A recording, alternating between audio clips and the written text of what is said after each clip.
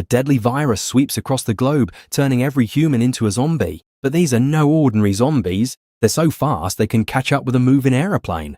Some are clever enough to think beyond normal human ability, and some can track targets from miles away using their sense of smell. In this world surrounded by danger, only 2 humans remain alive. At the start of the story, we see a young boy sitting in his room watching cartoons on the telly. Suddenly, the signal cuts out and an emergency report flashes up on the screen. The news wipes the smile from the boy's face. The broadcast announces that a deadly virus has spread across the world, and those infected turn into terrifying zombies within minutes. The virus spreads at an incredible rate, and the entire world has fallen victim to it.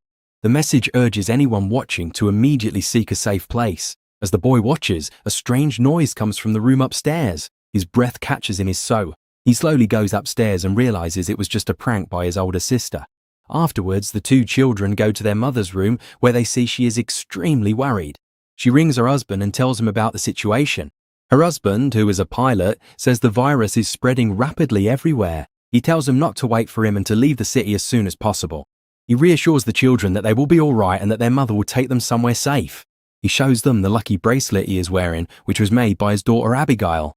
Seeing it makes Abigail very happy. Meanwhile, their mother quickly gathers supplies. Suddenly, they hear screams coming from outside. She rushes out of the house with her 2 children. Just as they're about to get into the car, a zombie suddenly attacks their mother.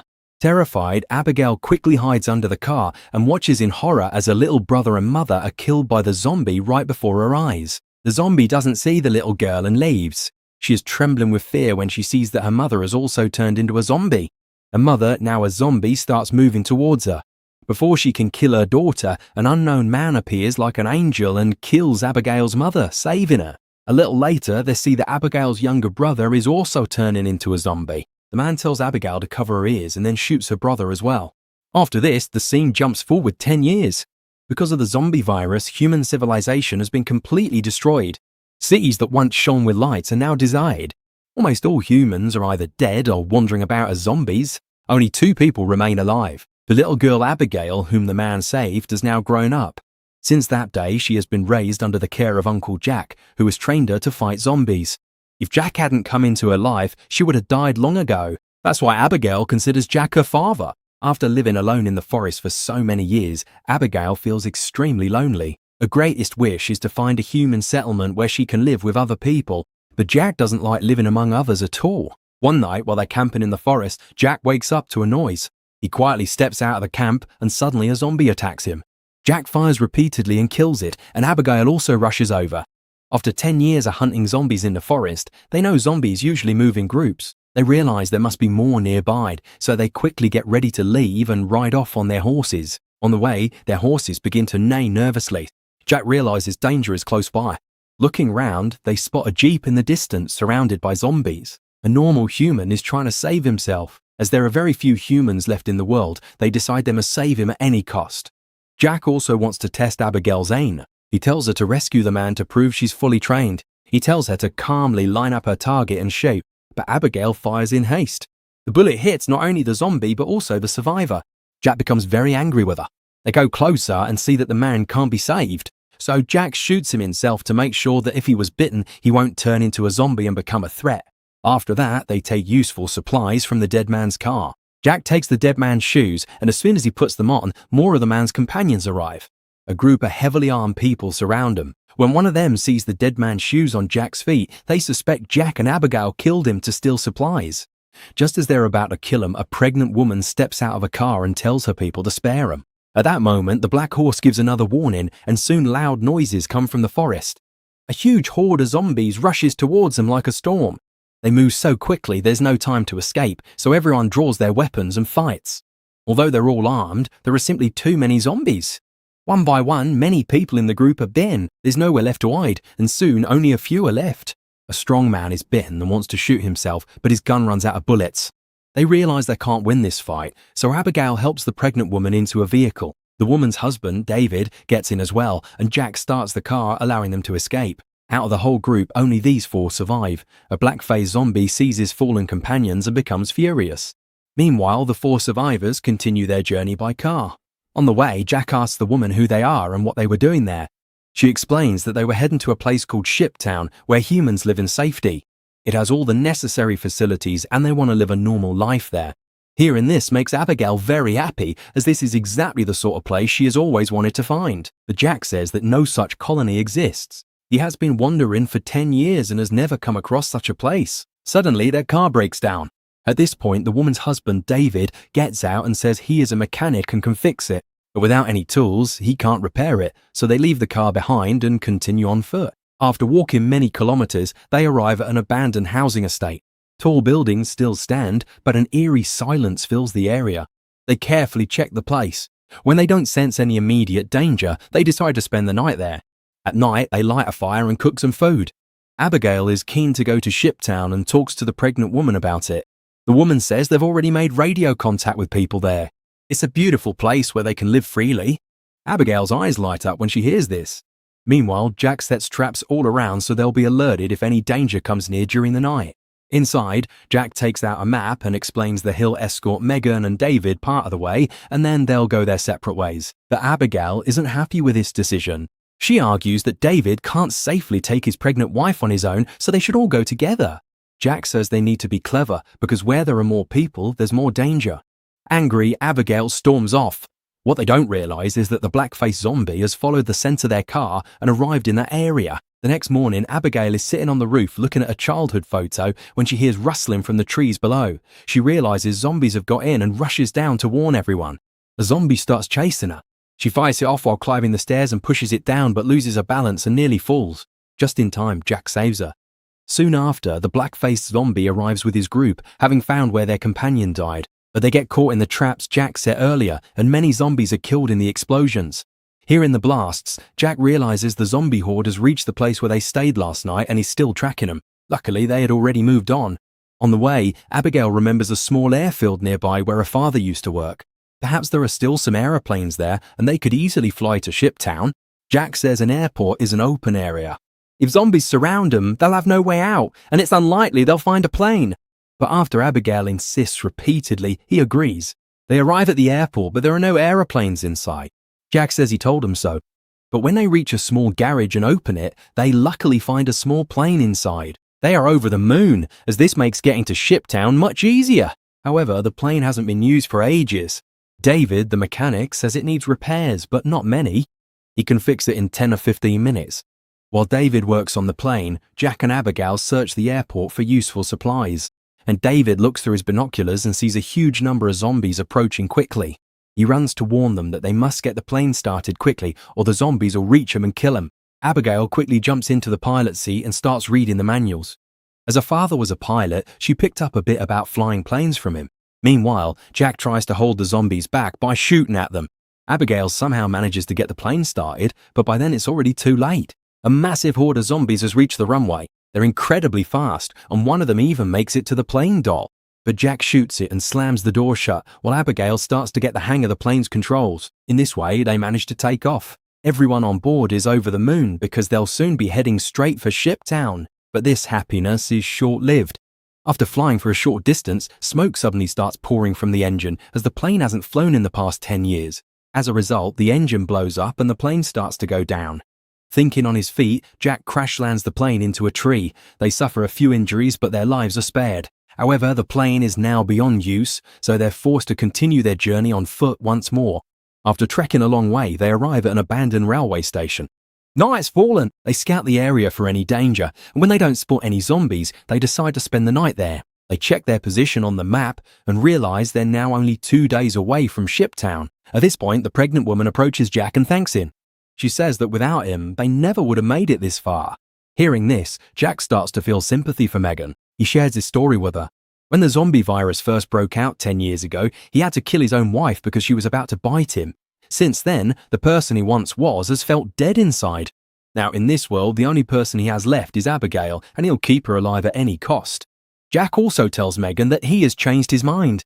He will now make sure to get them safely to Shiptown first. Hearing this makes Megan very happy. Meanwhile, we see Megan's husband, David, trying to shoot himself, holding a gun to his head. A zombie had bitten his leg earlier, but he hasn't turned yet because the wound is small, so the infection is spreading slowly. He has decided that he will take his wife, Megan, safely to Shiptown and then separate himself from her. The next morning, the four of them continue their journey. Along the way, Jack notices that David's behavior seems odd. Jack realizes he is infected, so he takes him aside to a secluded spot where Megan and Abigail can't see them. He lifts David's trouser leg and sees the zombie bite mark. Now Jack is certain David will soon turn. Jack asks him, "Would you rather do it yourself or shall I do it?" David says he won't harm anyone, and if the time comes, he'll do it himself, so Jack lets him go. As they walk, night falls once more and they spot a house up ahead. Jack moves forward with his gun at the ready. Suddenly, a bright light flashes and a voice over a speaker orders them to drop their weapons or be riddled with bullets. They realize there are people inside. Abigail steps forward and says they mean no harm and only need help. The owner of the house comes outside and says they'll be given plenty of food and allowed to stay the night, but on one condition: they must leave their guns outside. They leave their weapons and the man takes them inside. He welcomes them and says he is a scientist living there on his own. He says he could have left, but places like this make research easier. He serves some excellent food, which surprises them as they haven't eaten like this in ages. They tuck in eagerly. Afterwards, the scientist brings out drinks. Everyone feels content, relishing the chance to sit in peace and have a chat after such a long time. But as they listen to the scientist, they start to feel something odd. The scientist says the virus is dreadful, but in another sense it has improved humans. The weak will die and the strong will survive as zombies. He says zombies exist only to eat, not to advance, so zombies ought to rule the world. Hearing this makes all four of them feel uneasy. Just then, David starts to feel worse and heads to the loo. There, he looks in the mirror and sees the virus has completely spread throughout his body. When he returns to the hall, he finds Jack and the others unconscious. The scientist had laced their drinks with sleeping pills. Seeing this, David tries to attack the scientist, but the scientist presses a button on a device in his hand. David suddenly feels incredibly weak and collapses. The scientist says he created this device after years of hard graft. With it, he can travel anywhere in the world and zombies can't harm him. He has built a device that allows him to control zombies. Now he plans to become the king of the world and control everything. David loses consciousness. When David comes to again, he sees that he and his companions are tied up and the scientist is about to experiment on them. The scientist then says, "Would you like to meet my wife?" We then see the scientist's wife. She is a zombie locked in a cage. He captures humans to feed her. He created the control device by experimenting on her. When the scientist opens the cage, his wife attacks him at first, but he controls her and sends her towards the four captives. She attacks Jack, but he kicks her away. At that moment, David uses the strength from the virus to break his ropes and frees the others. The owner of the house senses danger and runs off. The four of them quickly grab their belongings and make their escape. Fortunately, outside they find the scientist's car and drive off into the forest, but the scientist is not prepared to give up. Using his device, he controls a horde of zombies and sends them after the survivors. Jack puts his foot down and leaves the zombies far behind, but the road ahead's blocked. They have no choice but to continue on foot. Soon the zombies catch up again. David realizes he has little time left before he fully turns. He tells the others to go on ahead while he stays behind to hold off the zombies. His wife doesn't want to leave him, but David says she must live for their child and that he's doing this for their unborn baby. David then fights the zombies bravely. He holds them off for a long time, giving his companions the chance to get far away.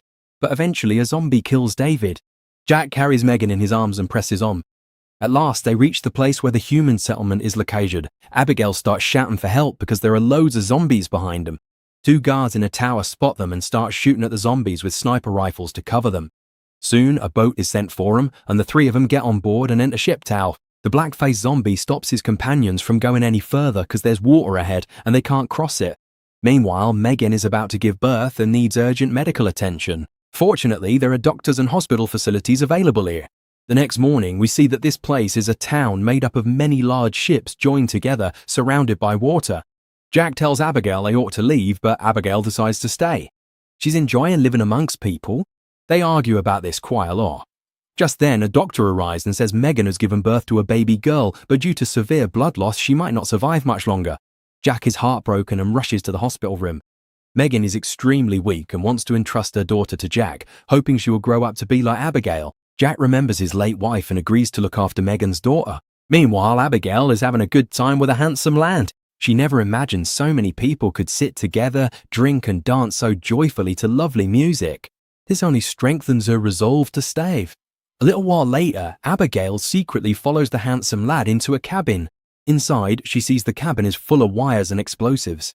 A wireless detonator is hanging there. When she touches it, the boy rushes in and explains that they have planted explosives beneath Shiptown. If the place is ever threatened, people will escape via a route and then detonate it from outside. But neither of them realizes that day will come so soon. The scientist, furious, also arrives there. He sees that many zombies, whom he had intended to use to take over the world, have been killed. Using his control device, he takes command of the black-faced zombie king. With the scientist's assistance, the water beneath Shiptown can no longer protect it. Many zombies move underwater and reach the ships, launching a sudden attack on the people. Many are killed and chaos ensues. Jack learns that zombies have attacked and, worried about Abigail, begins searching for her. Battling his way through the zombies, he finally finds her. Meanwhile, the scientist also boards the ship and punches Abigail, knocking her to the ground. Seeing this, Jack charges at the scientist in anger, but a zombie shoves him into a tank. The scientist follows, intent on revenge. He kicks Jack to the ground, but Jack knows fighting him is pointless, so he attacks and smashes the device in the scientist's hand against a wall, breaking it. Now the scientist can no longer control the zombies. Soon, the old scientist himself falls prey to the zombies. Fortunately, the camp already had an escape room. Many survivors escape through a tunnel to the other side of the river. When they're about to detonate the bombs, the handsome lad hesitates because Abigail is still on the ship. Jack and Abigail start running towards the exit, but the zombie king grabs Abigail from behind. Jack quickly strikes the zombie on the head with a wooden plank, causing him to fall back. Suddenly, Abigail notices a bracelet tied around the zombie king's wrist. It's the very same bracelet she made for her father when she was a child. She realizes that this zombie is her father, but he is no longer human. Jack grabs her hand and pulls her along to Ryan. Seeing them escape, the handsome boy finally presses the wireless remote button and Shiptown is reduced to ashes, but the fight is still not over. The camp leader arrives, clutching his neck because he was bitten by a zombie during the battle. Before the virus can fully spread, the black-faced zombie king attacks him. Shockingly, the zombie king also survived the explosion. Jack immediately runs to fight the zombie king, but he is no match for him, so Abigail picks up a gun from the ground. Even though she knows the zombie king is her father, she sees that he is attacking Jack, the man who raised her. Without hesitation, she shoots the black-faced zombie king. If she hadn't, he would have killed everyone there. Afterwards, Jack and Abigail embrace each other. Now Jack, Abigail and the remaining survivors look towards a deserted island far out in the ocean and decide to build a new human settlement there. With that, the story comes to an end.